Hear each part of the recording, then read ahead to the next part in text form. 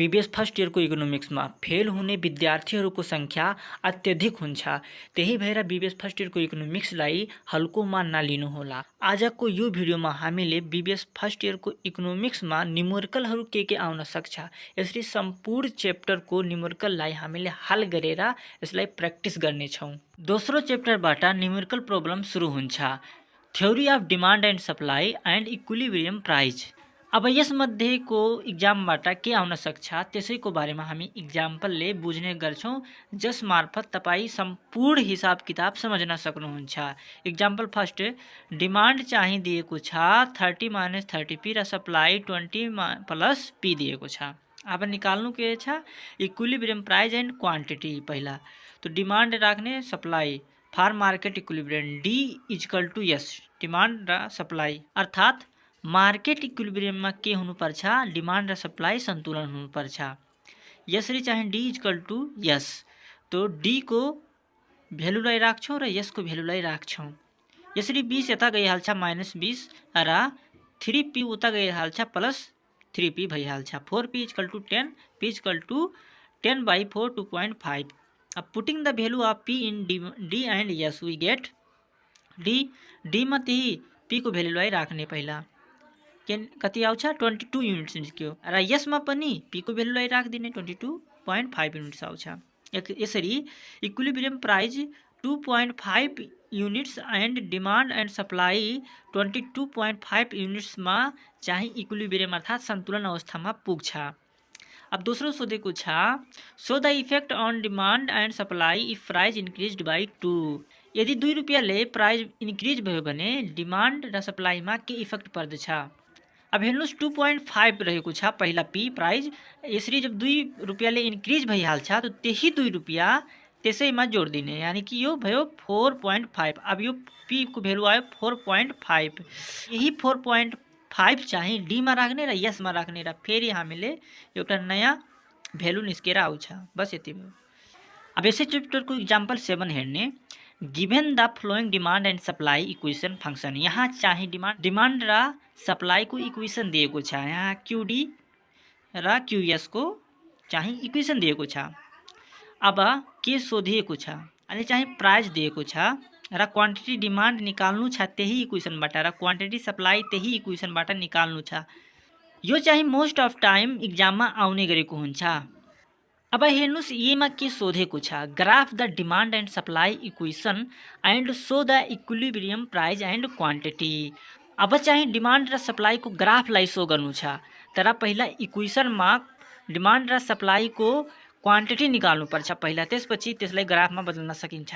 अब सल्युसन हेर्नुहोस्, प्राइस दिएको छ मात्र र डिमान्डको इक्वेसन हेर्ने 100 - 5p। अब 100 - 5, p भनेको हो प्राइज।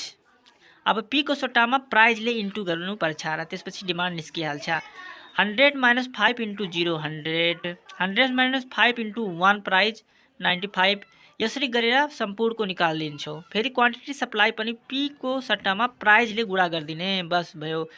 10 + 5 × 0 10 + 5 × 1 जोडेर 15। यसरी चाहिँ सप्लाई निकालिदिन्छौँ। अब हेर्नुहोस् प्राइज 9 मा 55 युनिट्स र 55 युनिट्स सन्तुलन भएको छ, यही हो इक्विलिब्रियम प्राइज। अब यसलाई ग्राफमा बनाउँदा पहिला प्राइज फेरि क्वान्टिटी राख्ने, 10 को ग्यापमा क्वान्टिटी राखिएको छ, प्राइज 1 को ग्यापमा राखिएको छ। अब दुवैको भ्यालुलाई मिलाएर पोइन्ट गरेर राखिदिने, यसरी बीचमा कट्छ 9 युनिट्समा, यही इक्विलिब्रियम प्राइज। B मा के सोधिएको छ, determine the equilibrium price and quantity solving demand and supply function. अब हेर्नुहोस् इक्विलिब्रियम प्राइज र क्वान्टिटी निकाल्नको लागि के गर्नुपर्छ, क्वेसनमा अलरेडी दुईटा इक्वेसन दिएको हुन्छ हैन। हेर्नुहोस् पहिलो इक्वेसन हो क्वान्टिटी डिमान्डको र दोस्रो इक्वेसन हो क्वान्टिटी सप्लाईको। अब यसलाई सोल्भ गर्ने for equilibrium price quantity demand = quantity supplies. यसरी क्वान्टिटी डिमान्डको इक्वेसनलाई राख्ने र क्वान्टिटी सप्लाईको इक्वेसनलाई उता राख्ने। अब -5p र +5p उता जान्छ, फेरि -5p भइहाल्छ र = +10 अब यो 100 उता जान्छ -100 भइहाल्छ। यसरी -10 p = -90 हुन्छ। p = 90/10 गर्दा RS 9 हुन्छ। अब putting value of p in equilibrium 1 and 2। पहिला क्वान्टिटी डिमान्डमा हामीले p को भ्यालुलाई राख्यौं र 55 निस्क्यो र क्वान्टिटी सप्लाईको इक्वेसनमा पनि p को भ्यालुलाई राख्यौं। यसरी यो पनि 55 निस्क्यो। Hence equilibrium price 9 is equilibrium quantity is 55। यसरी हिसाब गरेर पनि सल्भ गरियौं। अब सी मा के सोधिएको छ, if demand increase to quantity डिमान्डको इक्वेसन यदि बढेर 200 - 5p भयो भने determine the equilibrium price and quantity. अब यो इक्वेसन लिएर हामीले सल्भ गर्छौं। सप्लाईको इक्वेसन त्यही रहन्छ तर क्वान्टिटी डिमान्डको इक्वेसनलाई बदलेर सेम प्रोसेसमा यो पनि गरिन्छ। हेर्नुस्, new demand function quantity demand यो 200 - 5p और सप्लाई फंक्सन क्वान्टिटी S = पहिले पुरानैकै 10 + 5p फर इक्विलिब्रियम प्राइस गरेर QD = QS फेरि गराउने। 200 - 5p = 10 + 5p हुन्छ र फेरि यसरी एक्सपान्ड गर्ने यताउता र क्याल्कुलेट गरेर p को भ्यालु 90 निस्केको रहेछ र putting value of p in equation first and second गराइदिने। यसरी चाहिँ इन्क्रिज भएर चाहे क्वान्टिटी डिमान्ड 105 युनिट र क्वान्टिटी सप्लाई 105 युनिट निस्केर आउँछ। जहिले पनि दुवैको भ्यालु सेम आउनु पर्छ, नत्र हिसाब गलत हुन्छ। यो दिमागमा राखिराख्नु होला। यसरी चाहिँ यी टाइपको इक्जाममा आउने भएकोले कृपया यसलाई धेरै प्र्याक्टिस गर्नुहोला। यो एकदमै इजी नै रहेको छ। अब दृश्य हाल्नु तेस्रो च्याप्टरमा को न्युमेरिकलमा पनि माग तथा पूर्तिको लोच, इलास्टिसिटी अफ डिमान्ड एन्ड सप्लाईको न्युमेरिकल पनि हामीले हेरौँ। इक्जाम्पल फर्स्टमा के दिएको छ, suppose a demand schedule is given as follow. एउटा डिमान्ड शेड्युल दिएको छ यहाँ। प्राइस 100, 80, 60, 40, 20, 0 र क्वान्टिटी डिमान्ड पनि दिएको छ। एमा के सोधिएको छ, work out the elasticity for the fall in price from RS 80 to RS 60। Price elasticity सोधिएको छ यो क्वेसनमा। यदि चाहिँ 80 रुपियाँदेखि 60 रुपियाँमा गिरावट आउँछ भने। अब यो सबै कुरा सुन्नुस् है। When price fall from RS 80 to 60, price elasticity of demand EP को फर्मुला के हुन्छ, change in quantity by change in price into P/Q। अब चेन्ज इन क्वान्टिटी के हो, 80 देखि 60 को प्राइसमा जब फाल भएको छ तो क्वान्टिटी डिमान्ड चाहिँ 200 देखि 300 भएको छ। अर्थात् चेन्ज इन क्वान्टिटी यो दुवै बीचको ग्याप चाहिँ 100 रहेको छ। 100 युनिट डिमान्ड चाहिँ रहेको छ। यही चेन्ज इन क्वान्टिटी हो, दुवै बीचको ग्याप यहाँ राख्यो त्यो। अनि चेन्ज इन प्राइस अर्थात् चेन्ज इन प्राइस चाहिँ फाल भएको छ नि, त्यसै कारणले गर्दा 60 - 80 गर्नुपर्छ। पहिला 60 त्यसपछि माइनस फेरि 80 गर्नुपर्छ।